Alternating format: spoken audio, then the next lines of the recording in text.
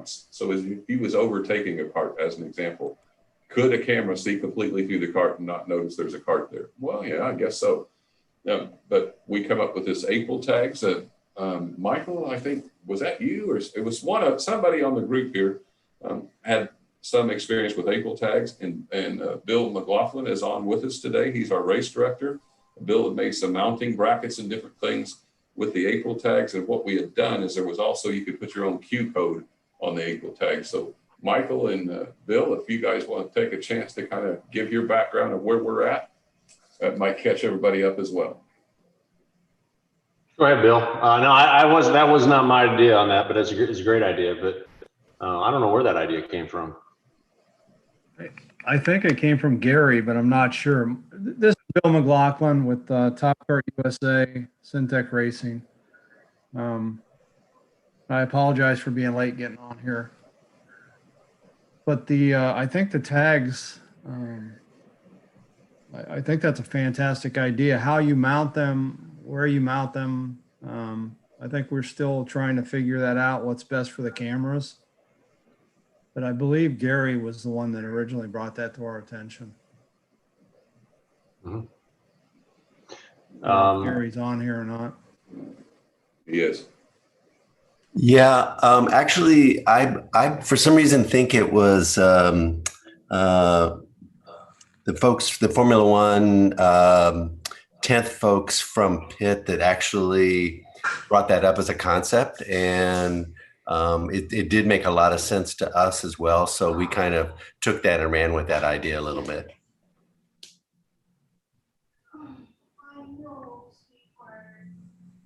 Is everybody pretty comfortable with what we're talking about with the April tags and what it means? I sent out a picture with the agenda. And so basically these are like number plates that we use on standard go-karting. And then on those number plates, there's a Q code, so to speak, on those number plates, but you've got one on each corner. So you've got one at 45 degrees on each corner, one on each side, and one front and rear. So 12 of them. Right, Bill? That's correct. That's very correct. So there's 12 of them on the car, and that's what on the cart, and that's what we were hoping is they would be able to see. The other thing that we had done is Bill and I had talked to the groups last year, or before COVID, and we did realize that one of the things that was concerning to many of the teams was that we made sure that we had consistent barriers on the outside of the track and the inside, and try to eliminate any gaps between the barriers as the carts are watching those two walls. The one thing we may have to do is bring down some of those extra barriers. I took up the campus, I think I've got 10 up there that we block off the kind of the pit lane as they're doing their race. I don't know if that would, throw them off to see that or not, but we'll find out when we get down there.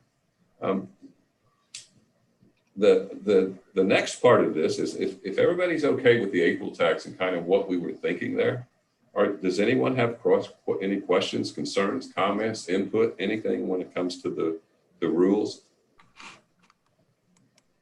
Hi. So, Hi. Go ahead. Go ahead. You can go first. It's fine.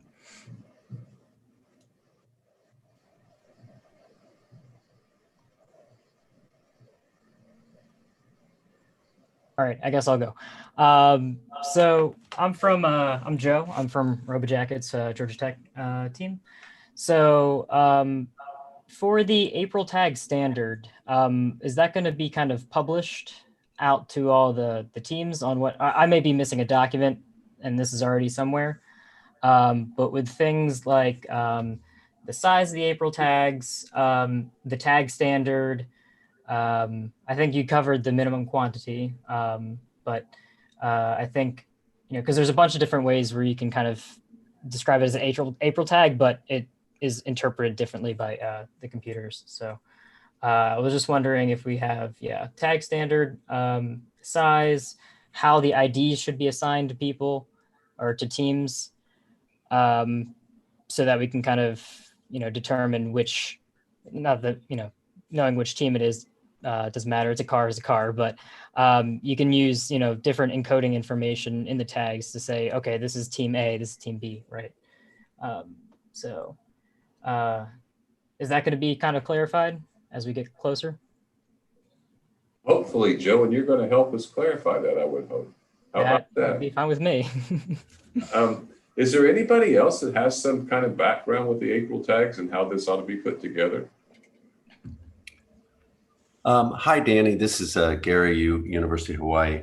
I can resend to you some notes that we put together on a proposal in terms of the tag standard, the ID, assignment approach, and the fixed locations, so that all the different, assuming that the tags are all located in a similar relative location to the center of the cart, then everybody can use that to simplify their math to come up with headings and velocities and those kinds of things. So if you'd like, I can resend that to you. And it does embody the 8 April tags that you talked about as being the general standard. Gary, that would be great. Would everybody be okay if Bill put that up on the forum? When Gary sends that, Bill could put it up on the forum, and then we can all go look at it. And then on our next meeting, if you've got comments or we need to add or whatever, Joe, would that work with you as well? That would be great. Yeah. Could you do that, Bill? Yeah, no problem. So Gary, if you can, get a copy of that off to Bill McLaughlin, and we'll get copy me as well. But then we'll get that up on the forum, and everybody can jump on the forum and take a look after we, as you get some time, take a look and see if that's going to work. If we need to do any additions or revisions or additions, just let us know. We'll get it right up there. Hey, Danny. Sounds good. Shashir, oh, sorry. Go ahead. Hey, Danny. Shashir here from Georgia Tech. I had a real quick question about the meeting agenda that you just mentioned about 5 minutes ago. Where would we be able to find that? I'm not entirely sure it was sent out. What's that? Do you know where I would be able to find the meeting agenda for this meeting that you mentioned about 5 minutes ago? I sent it to everybody that was on the Zoom call. If I missed you, I'm really, really sorry. Let me see if I can share it on a shared screen. Not sure.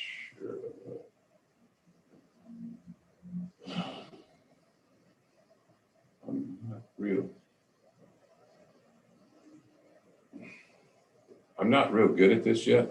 This is my second Zoom meeting, so I don't know how to share this screen. Can somebody walk me through it? I'll do it if you want. But what we've got coming up next is rules, questions, and input, setup day, extra testing, winter testing in the South, reminders, outside, inside walls, which we just talked about, other. And we're going to go through set up a meeting schedule for moving forward and to close. So there's not a lot left, but I will resend this to you if you would like a copy of it. That would be great. Thank you so much. Okay. Okay. And you're with Georgia Tech? Yep. Mm-hmm. Okay.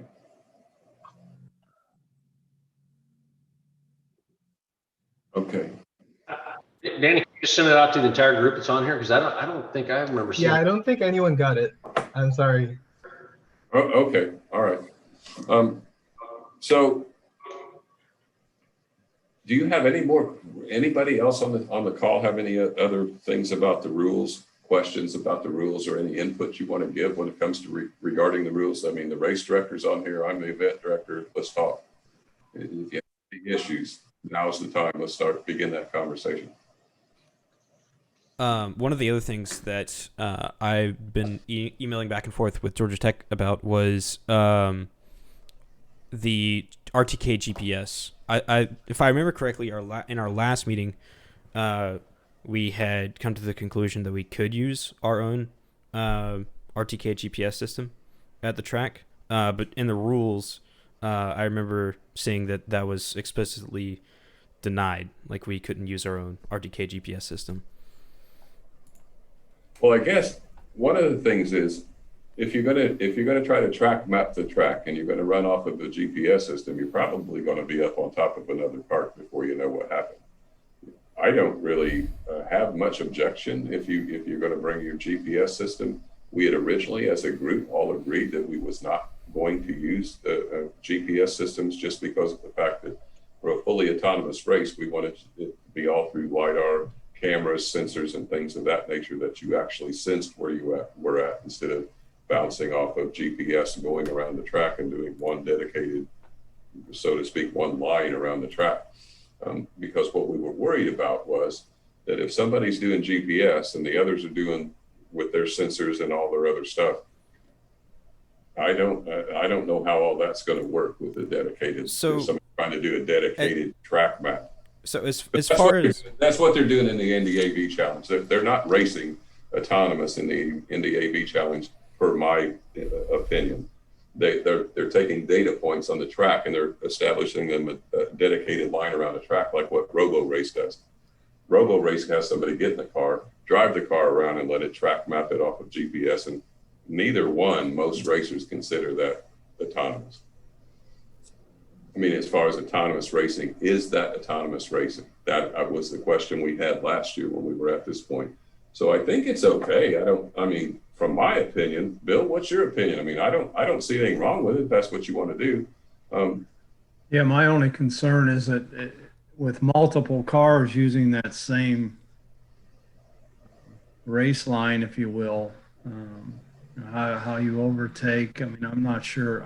I'm a layman, so I have no idea on this, but that would be my only concern is once you came up on a car that was slower, how does it navigate around that? As far as what we mean by the RTK GPS system, yes, we are getting data points as far as our local position, but that local position isn't used directly for getting and following a GPS line. It's mostly used for having an accurate local position estimate that we are using to feed into our control stack. It's not like following the breadcrumbs. It's more, hey, I have at 10 hertz, which our RTK GPS system would work at.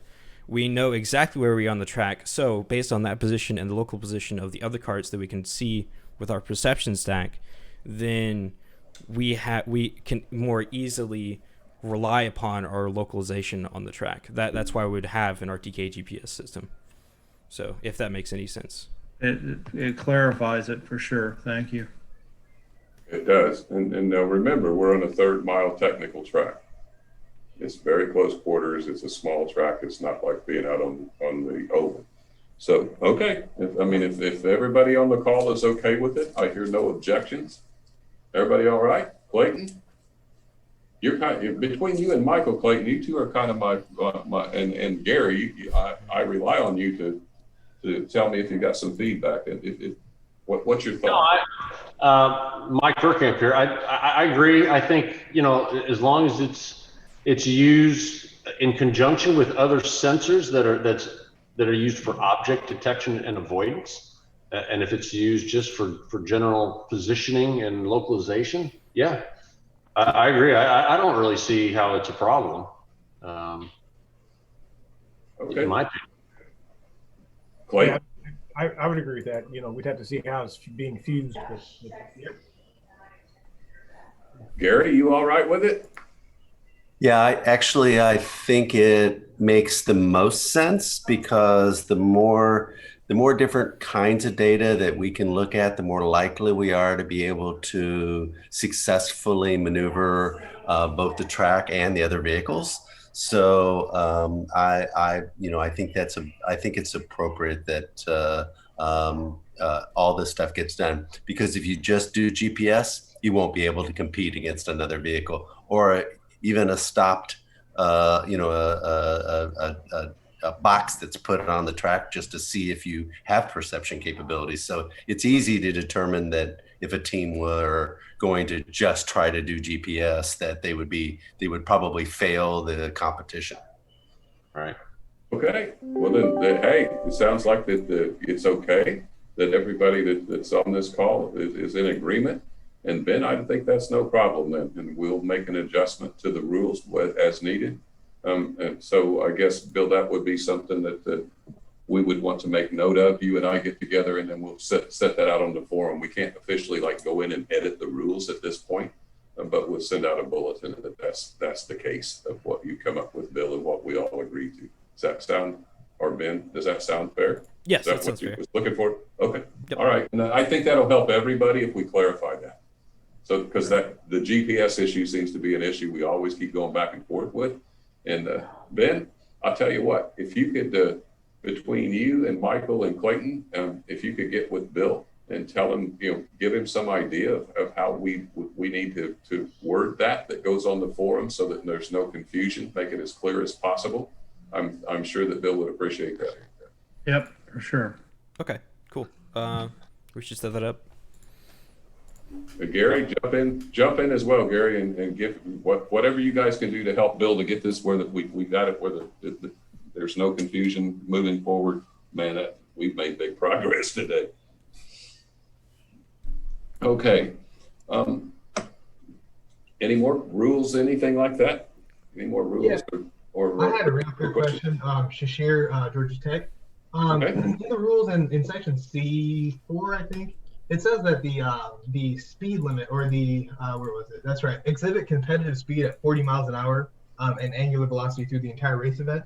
I believe this is not what was discussed last year. I believe that was reduced. Is there a reason why it's gotten back up to this high, the speed? Well, that was our target speed when we first set forth with the event. Right now, if we need to drop that speed, that's okay. It's going to be whoever kind of gets the best speed is going to win the race, I guess. But if we only get to 20 miles an hour and we've got 2 or 3 carts on the track and they can actually maneuver and do their thing, I think Bill and I would both walk away and say we had a successful year. For sure. I was just a little curious about the wording there, but that totally makes sense. Okay. So that would be our target as we go forward. And hey, if the day comes that we can take an autonomous cart around that technical track at 50 miles an hour and compete with the collegiate electric, that would be a fun little thing to try, half a track apart, but see how they do when it comes to speed and who's the fastest, and the AI computer or a driver. We'll get there someday. First, we got to get around the track. Second, we got to be able to show that we can actually overtake other vehicles. And once we can get all that figured out real well, then we're ready to, I think, bring the speeds up and race. Bill, your thoughts? Yeah, I think that's a great idea. And once again, I'm a layman at this, so just so I'm clear, cart number 1 is trying to overtake cart number 2. A driver would know going into a corner whether that's a doable move or not. From a marshaling standpoint, I'm not sure how we're going to approach that. If the second car crashes out the first car, maybe I need to do a little more homework on this, Danny, because I'm not real comfortable. That's all right. I think a lot of us will be doing a lot of homework, and we'll probably be doing a lot of homework through April with this as once we get on the track and see how all this works out. But you guys have a lot of money in those things, and I'd hate to see them get tore up just for a learning curve. But so exactly. One of the things that I think I remember discussing with everyone was the possibility of a track kill system, or a track system that all of the carts connect to. I remember Georgia Tech had been discussing this last meeting that we had. If y'all want to chime in on this, Shashir and Daniel. Yeah, hey, this is Austin with Georgia Tech. I believe where we last left that, I remember we sent a full proposal document out to everybody, and I believe we were going to meet on it, and then that's right when COVID hit. So I believe we were going to meet to discuss that proposal document and how it best fits with the teams and how we want to approach, having a safety system and all the carts network together, to provide, the safest system possible for the carts and for, the users on the field. Sure. How about this? Do you still have that document? I believe so, yes. How about you resend the document, and that will be the beginning, that will be the topic for our next meeting that we have. Let's take off on that where we left off. So get the document out to everybody. That'll give us a little bit time to absorb it. And then when we, at the end of this today, we're going to set up our meeting schedule for the rest of the year. Okay. Let's just dive right back in on that, because we do have to have a remote kill. Well, I mean, there is no doubt about it. We're going to have a remote kill. So if we have what I call an uh-oh moment, that Bill can go click, and that's the end of that. They all shut down. I think we could put that on the forums as well, just like we're doing with the April tags, right? Yeah, we can. But I think the purpose was that everybody kind of wanted to chat about it and what was the best system, and did we want to do it with I don't know if it was VHF, what we were looking at, how we were looking at doing it, but we need to review it again. I think it's been a year. People are probably a little bit dusty on it. But yes, if you would like, I mean, Ben, that may be a good idea. Bill, you think that would work? Put the document on the forum so everybody could look at it? Yeah, for sure. For sure. Okay, what do you guys want to do that? Get the document to Bill, and he can get it out on the forum page. Anything else on rules and that kind of stuff? Okay, when we do setup day, we actually, Danny, yeah, Danny, this is Gary. I just want to clarify. Hi, I just want to clarify one thing. I think it's pretty clear in the rules, but our team design presumes a separate battery system for the autonomous system, and that the 48-volt battery system that's on the EV cart is dedicated essentially to the motor itself. I just want to clarify that that's within both the letter and the spirit of the rules. Okay. Yeah, I don't have a problem with it. Do you, Bill? I guess it doesn't. No, I don't, for sure. No, we're okay with that. I mean, if you want to have an auxiliary little battery or whatever that powers your computer systems, go ahead. Because yeah, I think that's probably your best avenue. Thank you. I had a real quick one that I just wanted to bring up here. So in the rules, in Rule H1, it says that during the race, each team is required to connect to a common wireless network. But if we go to E3, I believe, it says that wireless Wi-Fi will not be allowed at any race venue. Just wanted to make sure that conflict won't be an issue in terms of the overall use cases. Which building it is that you're staying in? Well, I think part of that was part of that actually was that's why we were going to have that other meeting about how we did the remote kill, because there was that conflict in there that do we do it through Wi-Fi or do we do it through a VHS radio? And that's, I think, Ben, am I pretty close on what we were talking about when that stopped? Gary, any of you guys? But I think that was part of that issue that we were discussing about how do we do the remote kills? Do we do it over a Wi-Fi network or do we do it over VHF? And we put that Wi-Fi thing in there where that you couldn't use Wi-Fi, but then it come up, well, that would be the easiest way possibly to do a remote kill. Well, was it? Somebody else said, what about, could you use it off of a VHF signal from a radio? I don't know. What did we end up? Does anybody remember? I don't think we ended up really anywhere. I think that we can, Austin and Shashir and Daniel, I think that we can work on the remote kill system over Christmas break. I don't know if y'all are going to be in the shop, but I'd be down to work on it with y'all to develop it and test it out, and to see which one would be better. Because honestly, that's the way to go about it. I think is to test out both types. That's entirely fair. Go ahead. Oh, go ahead. Oh yeah, no, I think that's entirely fair. So I'll communicate with you on that one. But thank you for that clarification there. Yeah, I just wanted to make sure that was not a remnant of anything that was deemed not what we're going forward with. So no, that clarification is very helpful. Thank you. Alrighty. Okay. Hey Danny, this is Alex Pletta from UW-Madison. We just have a couple things we'd like to just confirm on from kind of what we've been talking about today. Okay. So going back a couple steps, so for the barriers, like can we assume that we're going to have full coverage on both left and right sides?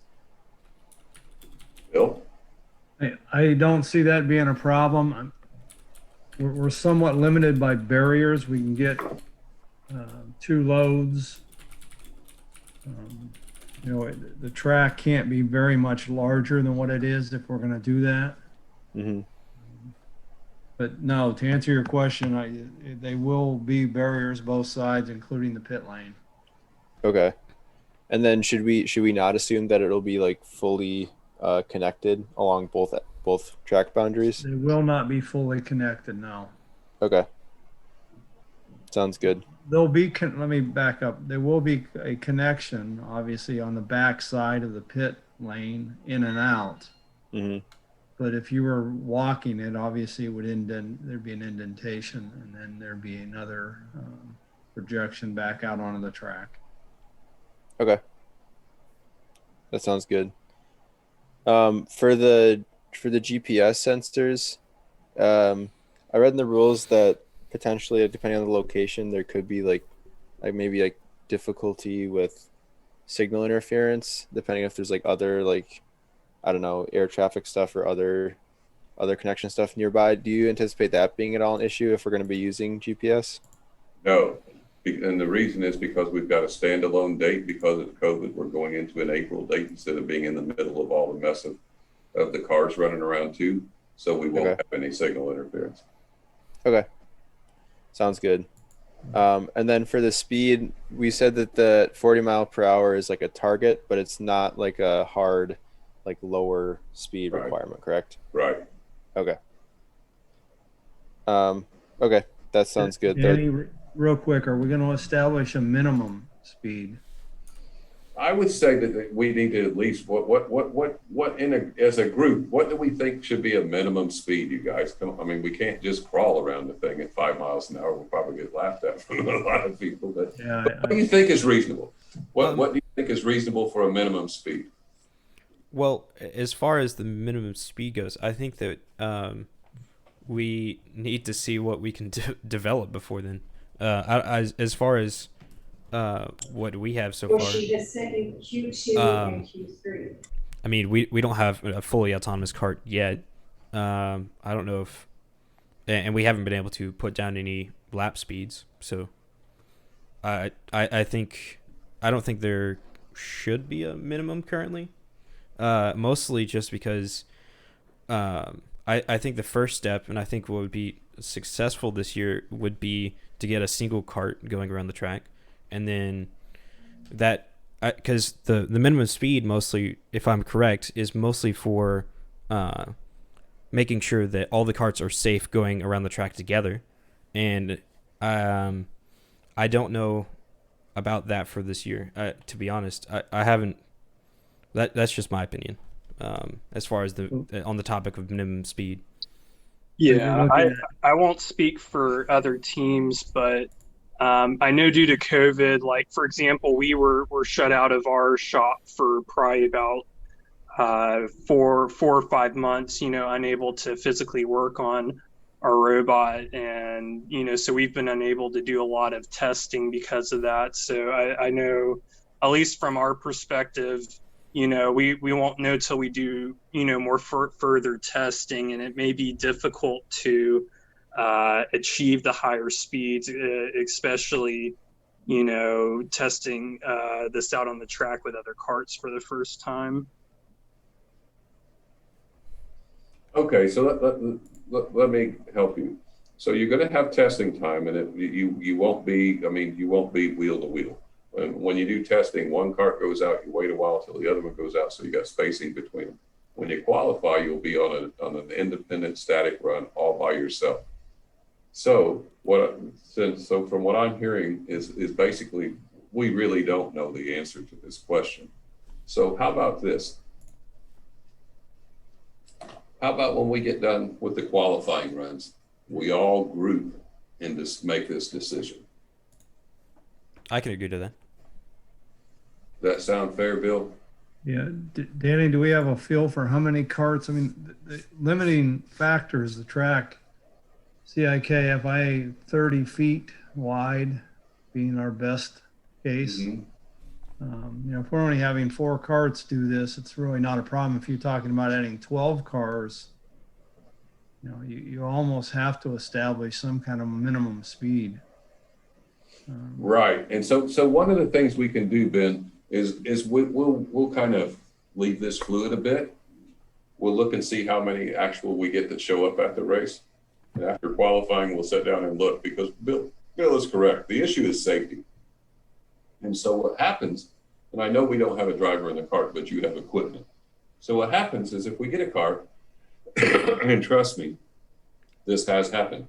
So we've had a team of geniuses that decided to come to an EV Grand Prix collegiate race, gear their cart so low that they basically crawled around the track so they could win the energy efficiency competition. Well, they actually proved out to be a moving chicane and a safety hazard to the rest of the group. So the next year we had to put in minimum speed requirements because, you know, they were just causing more wrecks than they did anything else, because here they are just kind of crawling around the track. So what Bill's talking about is if we got one cart out there doing 5 miles an hour and we got 4 others on the track at the same time and they're doing 25, that's an issue.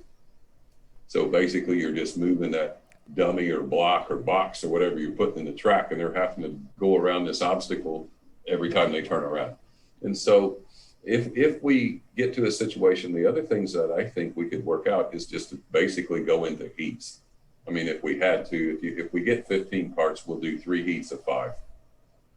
You know what I mean? If we have to, if it doesn't look like that's going to work out, guys, I would much rather have a successful event this year. And if that is our goal and we can only get single carts around the track and do those static runs, and that's how we base the win, is who got the fastest time, okay. But promise me next year we're going to race wheel to wheel. But I agree with you. Maybe we need to do this in stages. And the objective this year is let's get everybody's cart around the track safely and make a good run. I think we can do that. But once we get done with qualifying, and everybody's did that, so now you'll know where all those speeds are. Let's look at that. And if we've got a couple groups that at one speed and another couple groups that's another speed, there ain't no reason that Bill and I can't say, all right, we're going to have a 10 lap heat A for the faster guys. We're going to have another 10 lap for the heat B, that, you know, and we'll figure it all out. Between Bill and I and a bunch of us on this call, Clayton and Gary, we'll figure all this out and it won't be a problem. But I do think that I guess that's one where you guys haven't had a chance. We've had COVID really breathing on us hard. So, well, let's get through qualifying and see what happens. Hey, Danny, I like a little bit of what Gary posted saying there's some percentage, only because maybe I'm anal. I like to have at least a little bit of a target, and just walking in not knowing anything. And then all of a sudden, if you tell me I can't race or I'm putting another thing, I that's just me. What are you suggesting, Clayton? I'm saying I think Gary suggested that there's some come up with some percentage of what the qualifying speed would be. So if you tell me top speed is, I don't know, 30, you know, what percent is going to be your minimum, at least for an expectation? And I don't know if we can come up with that, but I'm just suggesting it.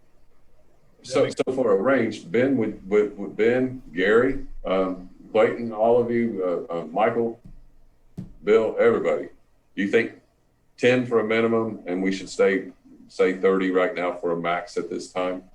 Is 10 mile an hour, is that okay? Do you think everybody would be able to achieve that? And I'm not suggesting we have to do it today. I'm just saying that it's kind of nice to have an expectation. Right. I agree with that. Before you get there, there's no sense making that trip and then being 120% off of a minimum speed. But through the winter, and I know you're limited again on where you can go to, but maybe in a month or two, first part of February, March, maybe we can get some idea of what the carts are capable of and then average that and say, here's what we're going to at least try to get close to. Otherwise, like Danny said, do a solo event, one cart, fast time, another cart comes in, does it again, but it kind of loses the effect of a race then at that point. Almost like disqualifying. I like the idea of tabling this until we can get some more information as to what we can be capable of with these carts. Okay, we'll I table it. agree with that as well.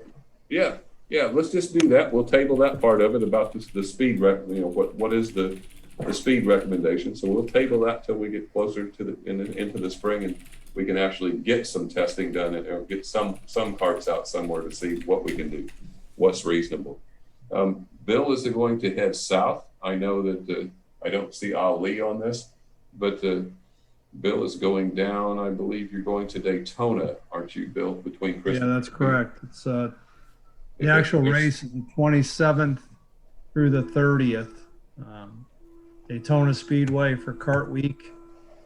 And I have gotten it cleared that if there's a couple teams that want to go down and try to test, obviously there are no barriers. You'll be looking for the edge of the track. So I'm not sure how that'll work, if that's even a doable thing at this point in time, but it is a open track. There are no barriers. If anybody is interested and you would like to do a little testing with Bill on between Christmas and New Year's, hey, take him up on it. You know, we're able to transport them. That's something that helps. If you're on the way, we can make arrangements to stop somewhere close and pick your stuff up. But it is available if you want to do it. Be a good place to highlight what you guys are doing in front of thousands of kart fans. Oh, could we clarify where that would be and what dates that would be again? The Daytona Motor Speedway, December the 27th through the 30th. I don't know what day in particular. I can get the track or how many, hour and a half, 3 hours. I'm not sure what they're going to give me yet, but the problem is that time of year, obviously it gets dark quick. So, it's a big event. We kind of have to be dialed in before we got there. But it is available. Okay. That's outdoor? I'm sorry. Is that outdoor? Yes, it is. Okay. It's in the middle of the speedway. Okay. Sounds good. Do we have any other issues for today? Very quick question about IP assignment. So in Rule I-1, it says that each team must have a unique IP. Which one? Yeah. One second. That's right. It's the responsibility of the individual team to make sure they have a unique IP. Will the IPs be provided by the venue, or is that something that needs to be determined day of to ensure compliance? I don't think we've ever actually figured the rest of that out. Something for another meeting.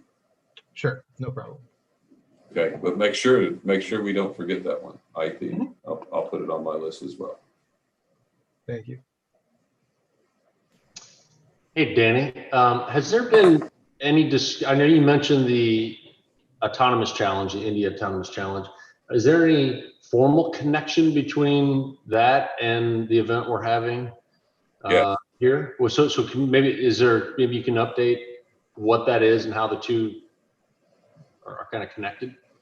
Well, we were a support series. We're official support series for the Indy AV Challenge, and we were to be challenge number 2 last year at the Indy at our EV Autonomous race. So what was to happen was you either had to send in a video that your school was at level 4 or 5 autonomy, and show what you were doing there for the group to look over and say, okay, you're at the level that you should be in this Indy AV race, or you had to successfully complete the EvgrandPrix Autonomous.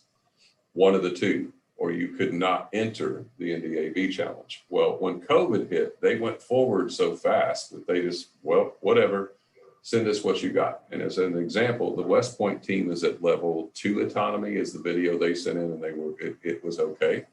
They took it. But I think I've got some calls from Delara. I've got some calls from other officials at the Speedway, and they like the idea that we would get together and do this kart race in April before we get to the big race. that would make a lot of people feel much more comfortable that they're seeing students that can actually make this happen and can get a cart around the track. Because right now that is a completely unknown. Can they even do this in the AV challenge? So I think this will make them a lot more comfortable. I've been going back and forth with Matt, who runs the Indy AV challenge. I helped to establish some of those rules as well. But I get more of a much better reception from the officials in Indianapolis Motor Speedway and Delara than I do the rest. But they are promoting as well. Delara has promoted a bit. Can you guys do any winter testing? If you can do any winter testing, and the more testing we can do, and actually this race going on in April, that made Delara smile. If we can pull this off, then everyone is going to walk away from this race and say, okay. They will know where we're all at. Yeah. So in other words, before the group that's on here, before you step up to that next challenge with that big Indy car, and you're going to take your $350,000 car out on the track, everybody going to be a little bit more comfortable. Hey, you can make that go-kart go around the track, so we're not as concerned. So right now, everybody in the AV challenge, from my understanding, and Clayton beat me up if I'm wrong, they're going to pay $300,000 to $350,000 for that car. And you really don't know what's going to happen at this point. I mean, yeah, you got simulator runs and all that, but Bill and I know how that goes. Simulator runs are great, but when you actually put the thing on track, it's a little bit different story. So I don't know. I personally think that I hope that the Indy AV Challenge really embraces this even more than they have. And that I think that the two working together could really complement each other. And I think that, going into this, they could be very complementary to each other as far as to make sure that they're successful events, no matter which one it is. And one can look at the other and learn from each other, and we'll continue to do that. How many people on the call today are planning to race at the Indy AV Challenge at this point? UW-Madison's in both of them as of right now. Okay, all right. University of Hawaii is involved in both of them as well. Anybody else?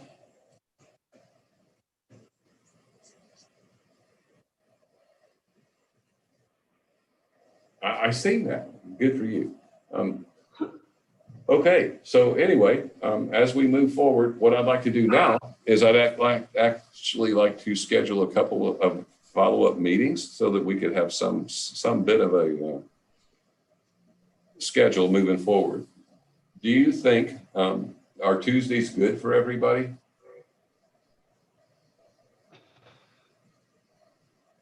Hearing nothing, I guess they are.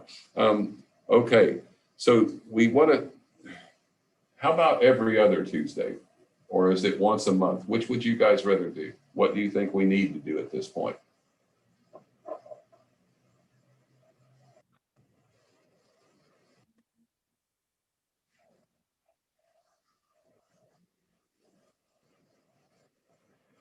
Okay.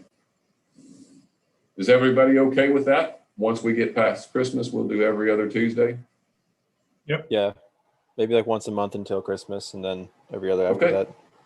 We'll do another one in December, and then we'll start once every 2 weeks once we get past Christmas. How's that? Good. Oh, Good. Okay. All right. Well, if anybody's got anything else, jump right on in. If not, we're going to adjourn.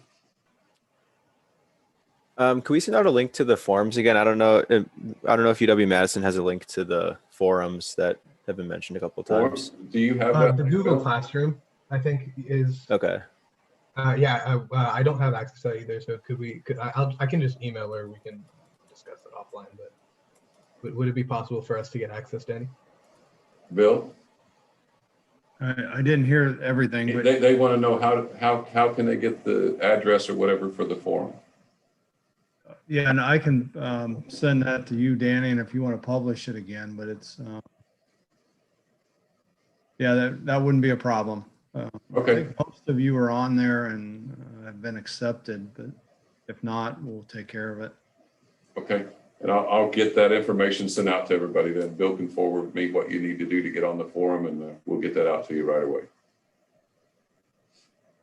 Okay, that'd be great. Thanks. That would be great. Thank you so much. Okay. Clayton, I was so happy to see you on this meeting today. Good to see you as well. Gary, aloha, my friend. Aloha. We'll see you in a month. Okay. Thanks, everybody. Yeah. And anyway, I hope to continue with these and have a great weekend. Enjoy yourself. And I'll talk to you again sometime in December. I'll be sending out the December invitation soon. Take care. Great. Hey, Thank you, Danny, I got a Danny. quick question for you. What's that? Aloha, everybody. This is Matt from Trine University. I think we actually got sent on the wrong Zoom link. We are for the collegiate level, not the autonomous. Okay. So if we could get that switched for the next meeting, that would be appreciated. Okay. What school are you with? Trine University. Okay. Okay. Try. All right. We'll do that.